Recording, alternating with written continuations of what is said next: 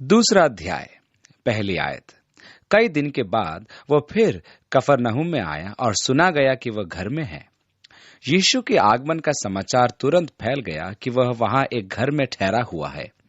दूसरी आयत में लिखा है, फिर इतने लोग इकट्ठे हुए कि द्वार के पास भी जगह नहीं मिली और वह उन्हें वचन सुना रहा था।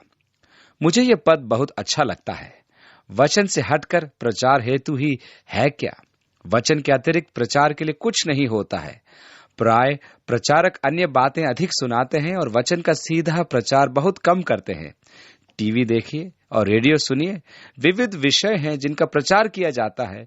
व्यक्तिगत अनुभव, बेसिर पैर के अनुभव, वचन का प्रचार करना बहुत आवश्यक है।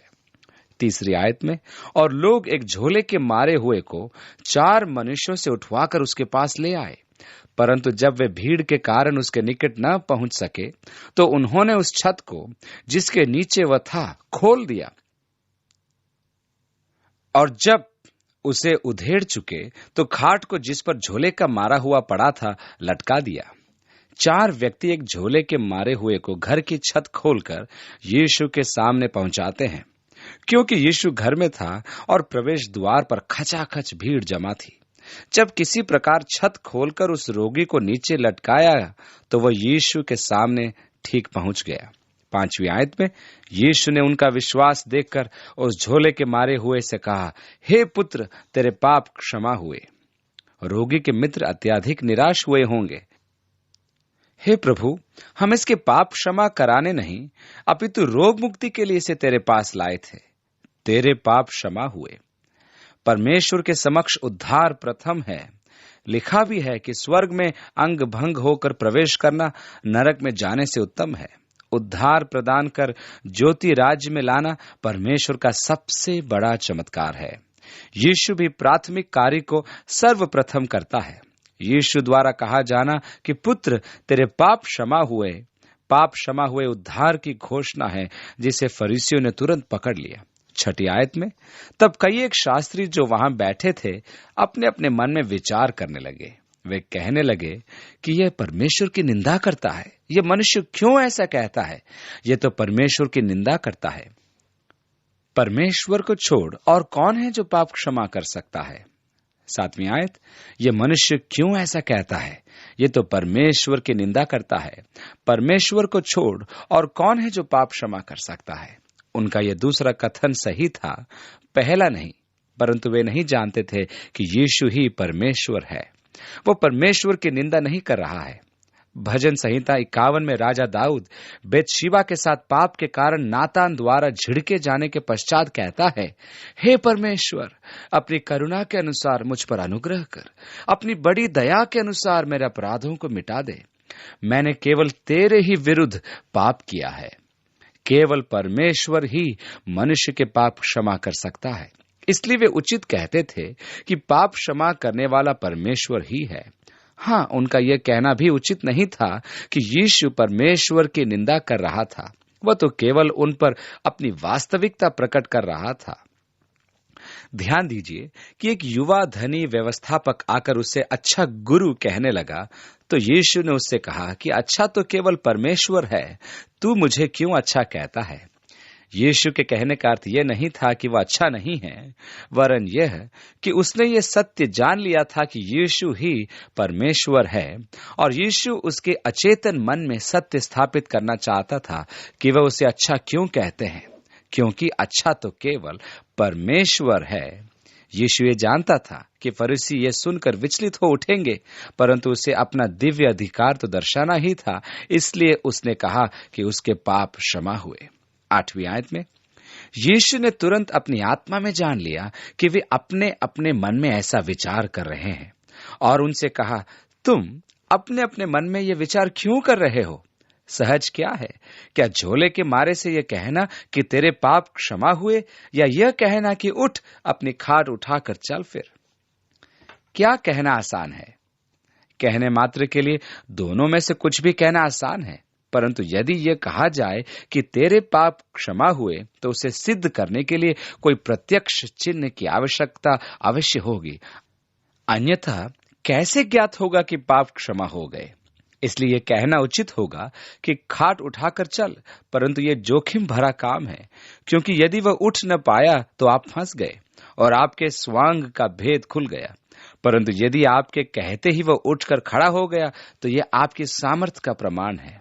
इसलिए यीशु ने कहा, परंतु जिससे तुम जान लो कि मनुष्य के पुत्र को पृथ्वी पर पाप क्षमा करने का भी अधिकार है, उसने उस झोले के मारे हुए से कहा, मैं तुझसे कहता हूं, उठ, अपनी खाट उठाकर अपने घर चला जा।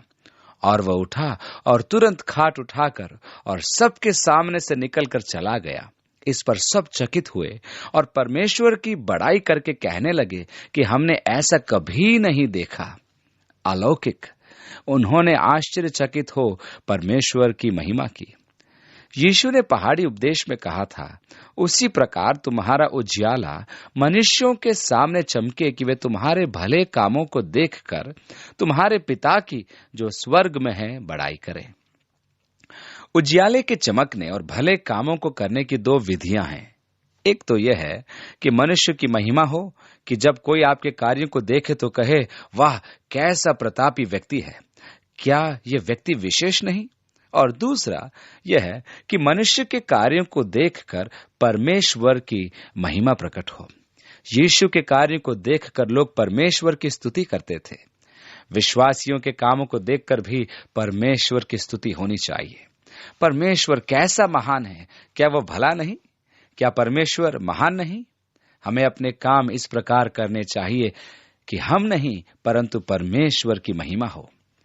जब मैं 4 या 5 वर्ष का था तो मेरे स्वभाव में भी प्रशंसा की और वाहवाही लूटने की लालसा थी। खेल के मैदान में मैं बॉल लेकर भागता था कि उद्घोषक बार बार मेरा नाम पुकारे और शाबाशी देता रहे। दर्शकगण भी मेरी प्रशंसा में नारे लगाएं, ऐसा मैं सोचता था। मैं लोगों का ध्यान अपनी ओर आकर्षित करना चाहता था। मैं प्रशंसा चाहता था। मैं दर्शकों द्वारा वाह वाह चाहता था। यही मनुष्य का पुराना स्वभाव है। परंतु जब मैं बढ़ता गया तो लालसा भी मेरे साथ बढ़ती गई। मानव स्वभाव आखिर यही है।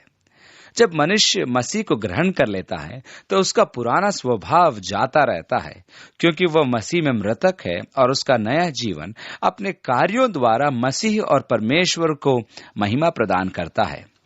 यीशु इसका सर्वश्रेष्ठ उदाहरण है।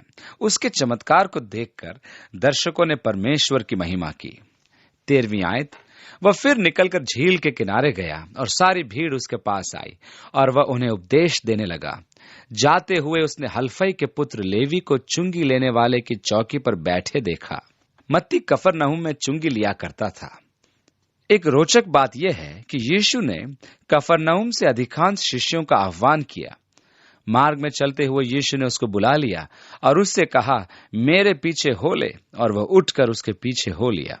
14वीं आयत में, और वह उसके घर में भोजन करने बैठा और बहुत से चुंगी लेने वाले और पापी यीशु और उसके चेलों के साथ भोजन करने बैठे। मत्ती ने यीशु के लिए बड़े भोज का आयोजन किया। मत्ती इस खोज का उल्लेख करता है, परंतु यह नहीं कहता कि अतिथि सत्कार वह स्वयं कर रहा था। अन्य सुसमाचार के लेखक स्पष्ट करते हैं कि अतिथि सत्कार मत्ती ने स्वयं किया था। मत्ती ने संभवतः यीशु के आह्वान से हर्षित होकर अपने मित्रों को भी निमंत्रण दिया था, अर्थात सराय के मालिकों एवं अन्य पापियों को भी बुला लिया था। वह यह भी चाहता होगा कि उसके मित्रों की यीशु से भेंट हो।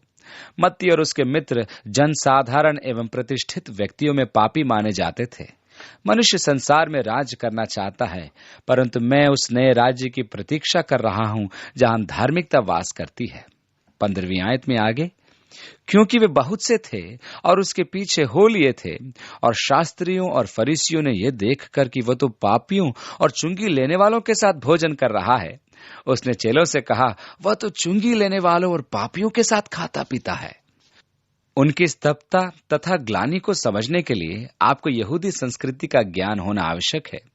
यहूदी परंपरा में किसी के साथ भोजन करने का अर्थ होता था कि वे सब एक प्रवृत्ति के व्यक्ति हैं, और क्योंकि वे सब एक ही रोटी तोड़ते थे तथा एक ही प्याले में डुबाकर खाते थे, अर्थात यदि आप और मैं साथ साथ भोजन कर रहे हैं तो हम दोनों बारी बारी से एक ही रोटी में से तोड़ेंगे और सब्जी की थाली एक ही होगी जिसमें से हम दोनों खाएंगे।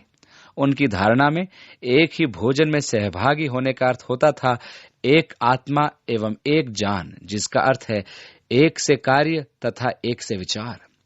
इस प्रकार उनकी समझ में साथ में खाना खाने से सब आपस में एक हो जाते हैं।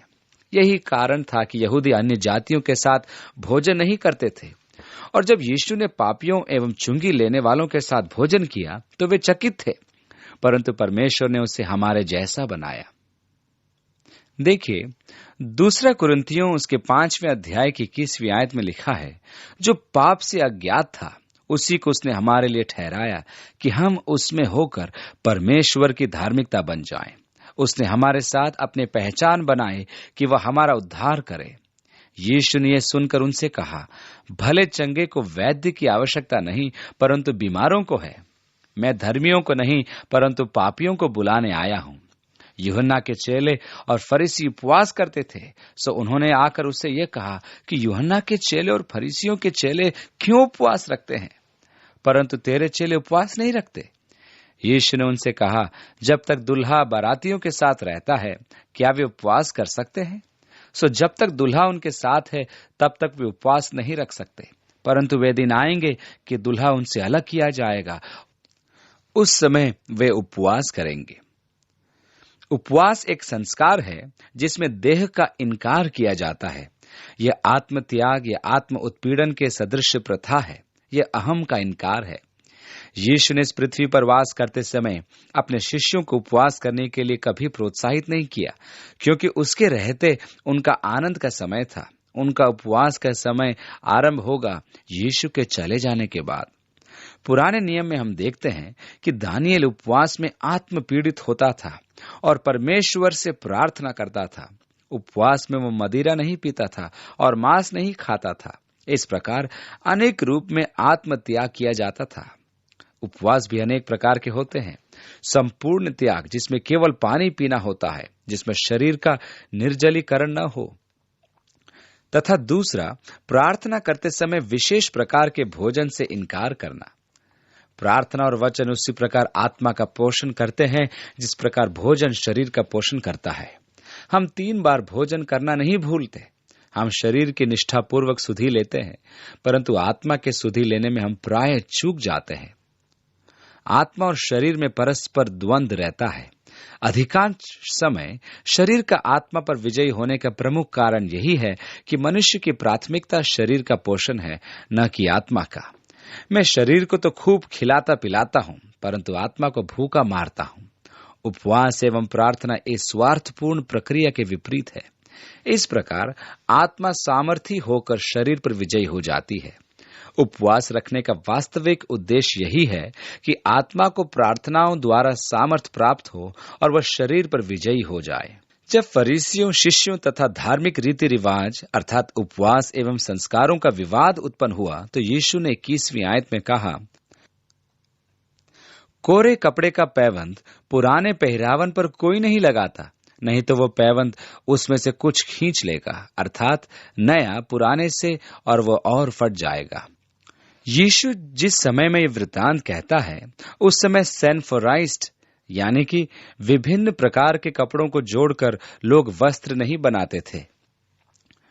उस जमाने में लोग एक ही कपड़े का वस्त्र सीते थे। आपके पास इस प्रकार का वस्त्र था तो वह कपास का वस्त्र हुआ करता था और वह धुल धुल कर सिकुड़ जाता था, और यदि वो फट जाए तो उस पर नए कपड़े का पैबंद धोने पर अपनी सिकुड़न के कारण उसे खींचकर और अधिक फाड़ देता था। इस कारण पुराने वस्त्र पर नए कपड़े का पैबंद नहीं लगाया जाता था। 22वीं आयत में आगे, नए दाखरस को पुरानी मशकों में कोई नहीं रखता, नहीं तो दाखरस मशकों को फाड़ देगा और दाखरस और मशकें दोनों नष्ट हो जाएंगी। इसलिए दाख का नया रस नई मशकों में भरा जाता है। यीशु के कहने का अर्थ यह था कि धार्मिक तंत्र इतना अधिक हठीला हो गया है कि उसका पुनरुद्धार असंभव है। इसलिए परमेश्वर के नए दाखरस, नए काम को स्वीकार करना उसके वश में नहीं है। इसलिए परमेश्वर को उसकी सीमाओं से बाहर कार्य करने होते हैं। आज भी परमेश्वर को मनुष्यों में आत्मा के कार्यों के लिए कलीसियाई तंत्र से बाहर निकलना पड़ता है कि नई मशकें, नया संस्थान स्थापित करें, कि नई दाखरस अर्थात नया कार्य सफलतापूर्वक किया जाए। जब परमेश्वर ने हिप्पियों में नवजागरण का कार्य करना चाहा, तो कलीसियाई तंत्र उन लंबे बाल वाले नंगे पैर के युवाओं को स्वीकार नहीं कर पाया। मेरी प्रार्थना यही है कि परमेश्वर हमें नम्रता प्रदान करे। मैं एक लकीर का फकीर नहीं बनना चाहता और मैं यह नहीं चाहता कि लोग मुझे समझाएं। हमेशा यही हुआ है। मैं तो सदा यही चाहता हूं कि नम्र होकर आत्मा को काम करने दूं। धन्य हैं वे जो नम्र हैं, क्योंकि वे कभी न टूटेंगे। आपकी कलीसिया विधान स्वीकार करे या न करे, परमेश्वर तो अपना काम करेगा और जो भी कठोर बनेगा वो टूट जाएगा। अतः उचित स्वभाव तो यह है कि प्रत्येक मसीही जन कहे कि परमेश्वर ने इस प्रकार काम किया था, परंतु अब वह इस प्रकार काम करना चाहता है, इसलिए हम नम्र हों। परमेश्वर किसी कार्य पद्धति में सीमित नहीं रहता। मनुष्य की एक ही महान भूल है कि वह परमेश्वर को किसी पुरानी पद्धति में बांध कर रखना चाहता है। वह कहता है कि पिछली बार परमेश्वर ने इस रूप में कार्य किया था, इसलिए वह हमें वही पद्धति इस बार भी अपनानी है। परंतु वह हर बार एक नई पद्धति का विकास करता है। वह मानव निर्मित बंधनों को पार निकालता है। यही कारण है कि आत्मा की विधियां अनेक हैं। 23वीं आयत में, और ऐसा हुआ कि वह सब्त के दिन खेतों में से होकर जा रहा था और उसके चेले चलते हुए बालें तोड़ने लगे। मई और जून के आरंभिक माह में गेहूं लगभग पक जाता है। तब आप यदि उसकी बाल को हथेली पर रगड़कर भूसा उड़ा दें, तब आपके पास कुछ गेहूं के दाने होंगे। वे चबाने के लिए नरम होते हैं, इसलिए आप उन्हें चबा सकते हैं। कुछ समय चबाने के पश्चात वह एक प्रकार का च्युइंग गम बन जाता है, जिसे आप चाहें तो पूरे दिन चबाते रह सकते हैं। जब हम छोटे थे तो हम मुर्गियों के खाने में से गेहूं के दाने चुनकर उन्हें तब तक चबाते थे जब तक कि वह हमारे मुंह में च्युइंग गम न हो जाए, क्योंकि हमारे पास च्युइंग गम खरीदने के लिए पैसे नहीं होते थे। हम इसी गेहूं के च्युइंग गम को दिन भर खाते रहते थे। यदि यथार्थ में देखा जाए तो यह स्वास्थ्य वर्धक होता है। शिष्य ने भी यही कार्य किया था। जब वे गेहूं के खेत से जा रहे थे, उन्होंने बालें तोड़ी और रगड़कर उनमें से गेहूं के दाने निकालकर खाने लगे। 24वीं आयत में आगे लिखा है, फरीसियों ने उससे कहा, देख, ये सब्त के दिन ये काम क्यों करते हैं जो उचित नहीं है। उसने उनसे कहा, क्या तुमने कभी नहीं पढ़ा कि जब दाऊद को आवश्यकता हुई और जब वह और उसके साथी भूखे थे, तब उसने क्या किया था? उसने क्यों कर अबियातार महायाजक के समय परमेश्वर के भवन में जाकर भेंट की रोटियां खाई थी, जिसका खाना याजकों को छोड़ और किसी को भी उचित नहीं था, और अपने साथियों को भी दी। और उसने उनसे कहा, सब्त का दिन मनुष्य के लिए बनाया गया है, न कि मनुष्य सब्त के दिन के लिए। इसलिए मनुष्य का पुत्र सब्त के दिन का भी स्वामी है। मानवीय आवश्यकता विधि विधान पर वरीयता स्थापित करती है। उस समय शिष्य भूखे थे। भूख एक मानवीय आवश्यकता है। परमेश्वर ने व्यवस्था में इसका प्रावधान भी किया था। व्यवस्था के अनुसार खेत से जाते समय बाल तोड़ के खाई जा सकती थी, परंतु उसे उठाकर खेत से बाहर लाना, हंसियां लगाकर काटना तथा उसे खेत से बाहर लाना वर्जित था। उसी प्रकार बगीचे से फल तोड़कर खाया जा सकता था, परंतु एक भी फल को बगीचे से बाहर नहीं लाया जा सकता था। वह बगीचे में बेचा नहीं जा सकता, परंतु तोड़कर खाया जा सकता था। शिष्य भी यही कर रहे थे कि किसी के खेत से बालें तोड़कर खा रहे थे, और वह सब्त का दिन था। फरीसियों और शास्त्रियों के लिए यह व्यवस्था का उल्लंघन करना हुआ। क्यों सब्त के दिन कार्य करना वर्जित था? यीशु ने कहा, वे भूखे हैं इसलिए तोड़कर खा रहे हैं। शाऊल से भागते समय दाऊद और उसके साथियों को महायाजक अबियातार ने दाऊद के आग्रह पर मिलाप वाले तंबू की रोटियां खाने के लिए दी थीं। उसके और उसके साथियों ने रोटियां खाई। यह भी व्यवस्था का उल्लंघन था, क्योंकि उन रोटियों को केवल याजक ही खा सकते थे। परंतु यहां भी मानवीय आवश्यकता अर्थात भूख व्यवस्था से बड़ी है। यीशु ने अपने दिव्य अधिकार का यहां एक बार और उल्लेख किया कि वह सब्त का भी स्वामी है। यह ध्यान देने योग्य उक्ति है। सब्त का दिन मनुष्य के लिए बनाया गया है, न कि मनुष्य सब्त के दिन के लिए।